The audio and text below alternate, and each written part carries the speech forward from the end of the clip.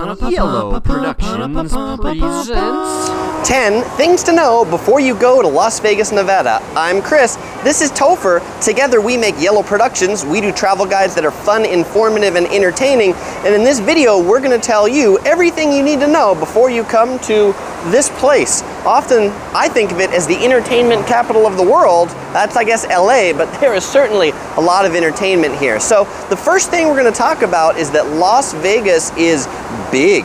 Often when people think of Las Vegas, they think it's small. They think they can walk to everything on the Strip. The Las Vegas Strip is 4 miles long, and so you really can't walk to everything on the Strip. It will often take you 15 to 20 minutes just to go from your hotel, say if you're at Bally's, to the next hotel, which is maybe Paris or Planet Hollywood down there. Particularly if your room is at the back of the hotel, you'll be doing a lot of walking when you come to Las Vegas. So it's important to find the shortcuts between hotels. For example, the two I just mentioned, Bally's and Paris, there's actually a little shortcut that goes between the two hotels that you can walk through. There's monorails that you can take and lots of things that you can take that you don't have to always traverse the Strip. Because you're going to be doing a lot of walking, you should bring comfortable footwear. I can't count the number of times after 10, 11, midnight that I see a lot of girls in their heels taking them off and walking barefoot because they are too uncomfortable to walk anymore in them. I also mentioned the shortcuts between hotels. In addition to pedestrian shortcuts, there are also trams that go between a number of the hotels. For example, there's a tram that goes from the Luxor to the Excalibur Hotel, and there's also a tram that goes from the Monte Carlo to the Bellagio and stops at the Aria in the middle. So make good use of those trams. There's also the Las Vegas monorail, which you can take as well. That one isn't free, it costs you a little bit of money.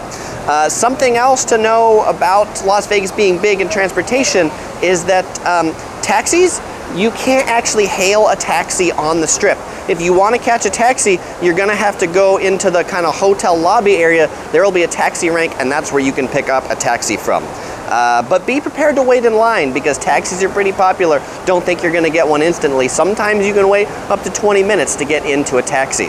And the last thing to note about Las Vegas being big is it's a big city, and so traffic is really, really awful, particularly at 6 p.m. The Las Vegas Strip gets even worse as the night goes on. Maybe even midnight is the worst time to be on the Strip, but 6 p.m. is an awful time to be on the I-15. So don't even think about driving that at the evening rush hour. Okay, the second thing to know about Las Vegas is about downtown Las Vegas. And I am doing this about Center Strip. I'm standing at the Caesars Palace Hotel. Downtown Las Vegas, again on the map it looks close, but it's really pretty far. It's maybe 5-6 miles to downtown Las Vegas from here, and that cab ride is going to cost you $30 if you take a taxi to go to downtown Las Vegas. So if you're going, be prepared for a little bit of sticker shock on taxis, because taxis are not cheap in Vegas. But going to downtown Vegas I think is worth it because the Freemont Street Experience is really cool. They've got this lit up LED screen that runs over the street. They've got nighttime entertainment. They've really glitzed up what used to be kind of a crappy part of town. But in addition to that crappy part of town, it's kind of cool to see old Las Vegas, the Golden Nugget and these classic hotels that you've heard of and seen in lots of movies. But be prepared for them to be smoky because the hotels are old, their air conditioning isn't quite as good as the Strip hotels, which I feel have a lot fresher air in the casinos. And the other final thing to know about downtown Las Vegas is people say that's where you can get the best slot machine odds. So if you're playing the slot machines, downtown Las Vegas is your place to play. And I will say, I've probably won the most gambling at the slot machines downtown. I don't gamble a whole lot, but those have been pretty lucky for me. All right, the third thing to know before you go to Las Vegas is about hotels. And the first thing I'll tell you, Las Vegas has a lot of cheap hotels. You can get $29 a night hotel rooms, but you probably won't want those or won't like them. I've stayed in a lot of bad hotels before I started picking better hotels, and again, if you pick that $29 a night rate, you will regret it. I did when I picked those rates. If you want to stay in the middle of the Strip, stay right around kind of where I'm standing, actually. Caesars Palace, really center Strip. So is Bally's, Paris, Bellagio, the Flamingo. On this trip, I'm at the Venetian, which is just one block off the Strip. but this is really the center of all the action. If you're staying here, you probably don't need a car. You can walk pretty much most places or take a taxi, and it's in the middle, so you're not paying exorbitant fees. One thing to know about hotels in Las Vegas, though, is they charge resort fees. Oh God, I hate resort fees. Resort fees, I feel like, started in resorts, in beaches and places like that, where they have a room rate, and then they charge you an extra nightly fee for all the things like the beach and paddle boards and surfboards and swimming pools, like stuff that you never use. In Vegas, most of the hotels on the Strip have started charging resort fees of $20 to $25 a night. So again, that $29 room might actually be twice as much because it might have a resort fee and taxes tacked on. So take a look at those fees before you book. And many of the Strip hotels are starting to charge for parking now. So take a look and see if your hotel charges for parking. Again, the Westin, which I'm at, which is just one block off the Strip, free parking. So I really like that. Westin does charge a resort fee. A number of the Marriotts, though, which I like to stay at, free parking and no resort fees. So that's where you're often going to get a pretty good deal. So if you like peace and quiet, then you might not want to stay in one of these big Strip hotels, because every one of them has a big casino, lots of people, things go 24/7. So if you like peace and quiet, pick a hotel off the Strip. If you want the most peace and quiet, one of my favorite hotels that's a little far from the Strip is the JW Marriott Las Vegas. It does have a casino, but it's very quiet, reserved, it's on a golf course. It is a tranquil place to stay in Las Vegas. The fourth thing to know before you come to Las Vegas is about gambling.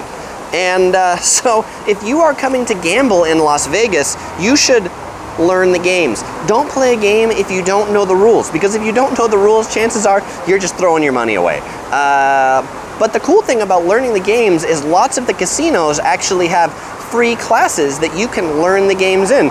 They're usually not at night, they're usually early afternoon, but check those classes out. They're free. They'll teach you how to play craps or a lot of games that maybe you aren't familiar with. Also, if you are gambling, you should join the Players Club. The two big Players Club, there's MGM and there's Caesar's Palace. They each have a rewards program. If you're gonna gamble, you might as well gamble and get a few rewards points while you're at it. That might give you free perks later, like free rooms, easy entrance into the buffets, maybe free parking at some of the properties, so don't miss out on that opportunity. The fifth thing to know before you go to Las Vegas is that Las Vegas is the desert. And being the desert, you should drink plenty of water while you're here, because it's dry all the time. It's dry in the summer, it's dry in the winter. I mean, in the summer, it's really, really hot. But in the winter, it can actually get really, really cold. If you're coming in the winter, you should be bringing a jacket, because it can be cold and windy with low temperatures. But being the desert and dry, you'll want to be drinking a lot of water whatever season you're here. And I will tell you, you should buy your water at a supermarket or Walgreens or a drugstore. Do not buy your water at these casinos. These casinos will charge you an arm and a leg and then maybe a second leg for a bottle of water. Like, I was in one of these casinos and saw a bottle of water for $6. You heard me right, $6. Now, if you're playing the slot machines and you have the Players Club, you can get all the alcoholic drinks for free that you want to, but that bottle of water that's non-alcoholic, that'll be $6. Also, if you're out in the daytime or you're by the swimming pool, make sure to wear sunscreen. The sun is very strong here in the desert, the casinos are always super, super cold. They keep them air conditioned. I think that they can store meat in there, but so you may actually want to bring a light jacket, not for the outside, but for the inside. I often come to Las Vegas for conferences, and I'll be in the conference meeting rooms for a couple hours, and if I'm in the summer, I'll have to go outside to thaw out again so that I can warm up, because I get way too cold from being inside. All right, the sixth thing to know before you come to Las Vegas is about when to go. When should you go to Las Vegas? And there's not really a time of year that's the best, but the best time to come to Vegas is when there is not a convention in town. Las Vegas, big convention town. Conventions that draw over 100,000 people. CES is a big example of them, which is the big computer show every year. So you want to make sure you don't come when one of those conventions are here. There are plenty of convention calendars online that you can check the conventions that are in Vegas. It will behoove you to do that. If you come during a non-convention week, the rooms you might get good rooms for 80 bucks, and those same rooms during a convention week could be $300 or $400. The couple times a year that are good is Christmas is typically a slow time.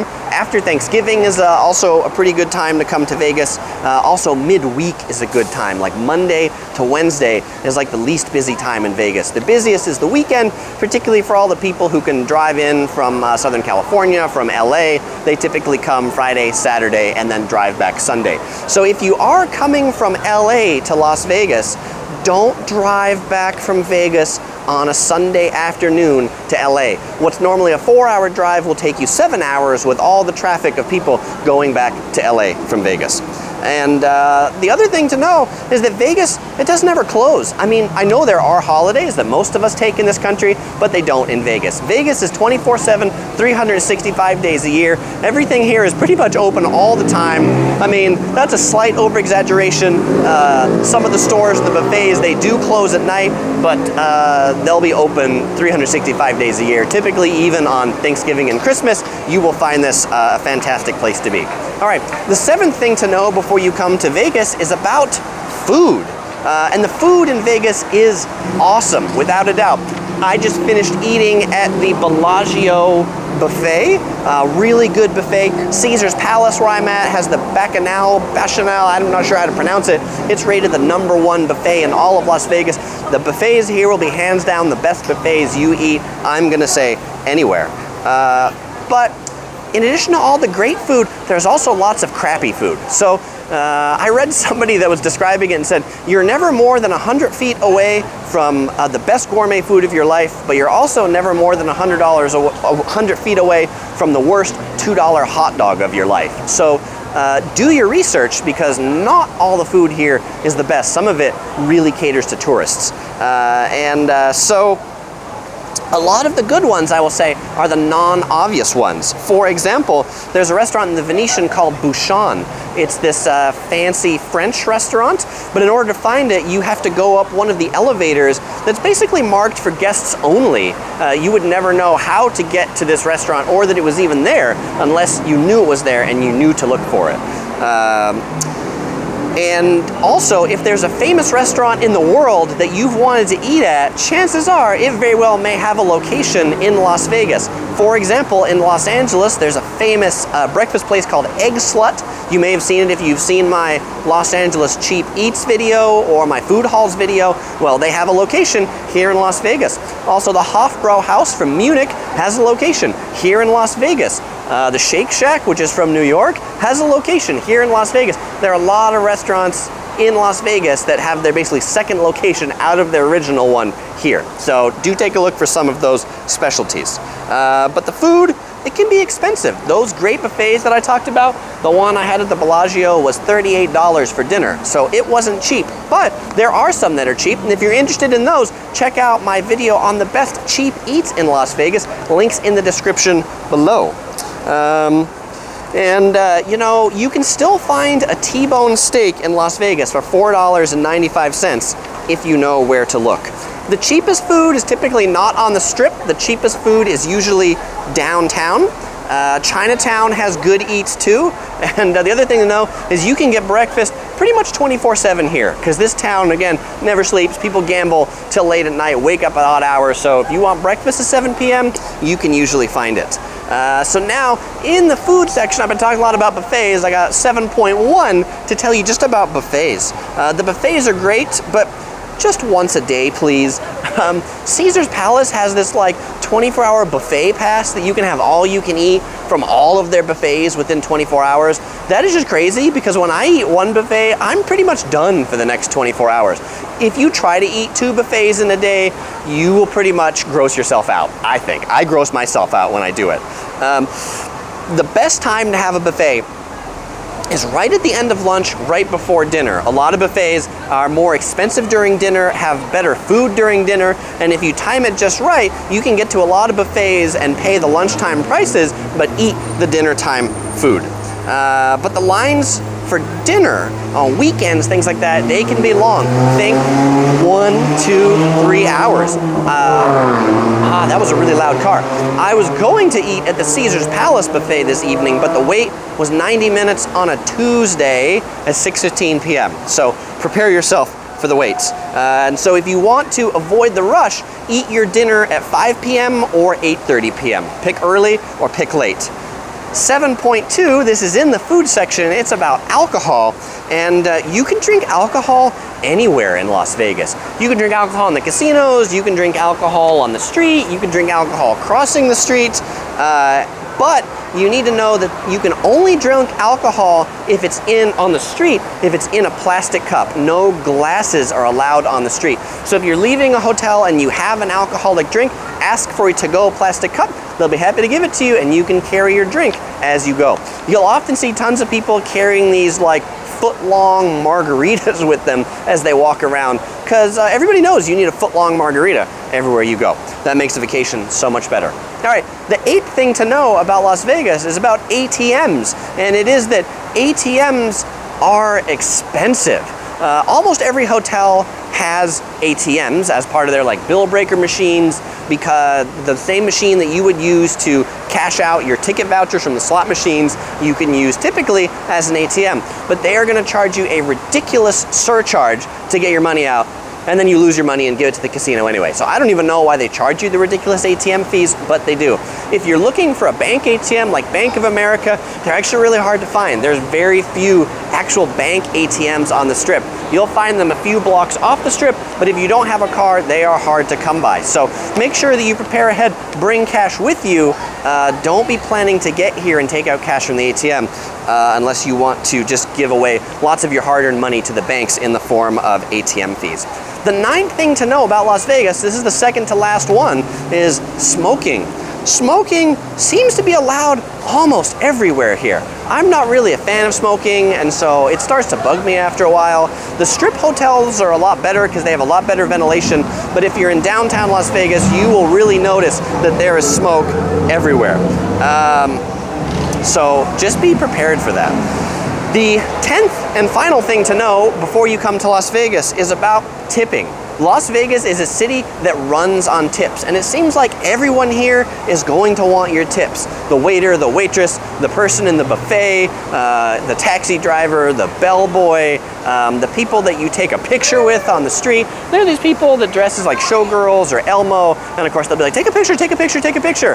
And then as soon as you do that, then they're like, give me money, give me money, give me money. And I get that they have to make money, but you know, it would be nice, I feel, if they actually said, hey, take a picture for $1, instead of just take a picture, take a picture, take a picture, and now give me money. Because there's a lot of people that aren't expecting that. If you're someone who is not from the US or you're not familiar with tipping guidelines, if you're going to a sit-down restaurant, the guidelines is typically 15 to 20% of your bill you will leave as a tip. That's your bill before taxes. So if your bill is $100, you might leave a $15 tip.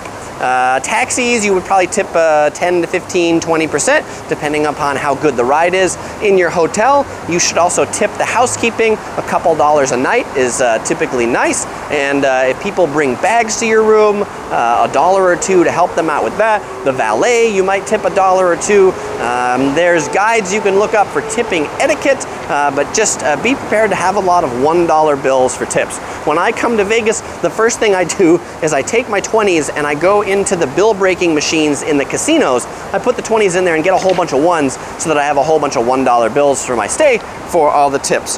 And I know some of you might be thinking it's for strip clubs, but it's not. It's for tips. And so just a couple other things you should know. These aren't part of the 10, but there are a couple things I just want to leave you with is to skip the timeshare sales pitches. There's going to be people that'll try to lure you in to see free shows or things like that. Generally, something that's too good to be true is too good to be true. If you go to a timeshare to get a discount on a show, you're going to waste a whole bunch of time in there, and really it's not worth your time. Just enjoy your time in Vegas, pay for the things you want, and don't be doing that too good to be true. All right, well that wraps up this video. Now you know everything you need to know to come to Las Vegas. If you enjoyed this video, please consider subscribing. Topher and I, we publish new, fun, informative, entertaining travel videos every week. You can also follow us on Facebook, Twitter, Google+. On Facebook, we post pictures of a lot of our adventure travels, or you might enjoy watching another video from Las Vegas right here. Click it to watch. You know you want to. All right, bye-bye.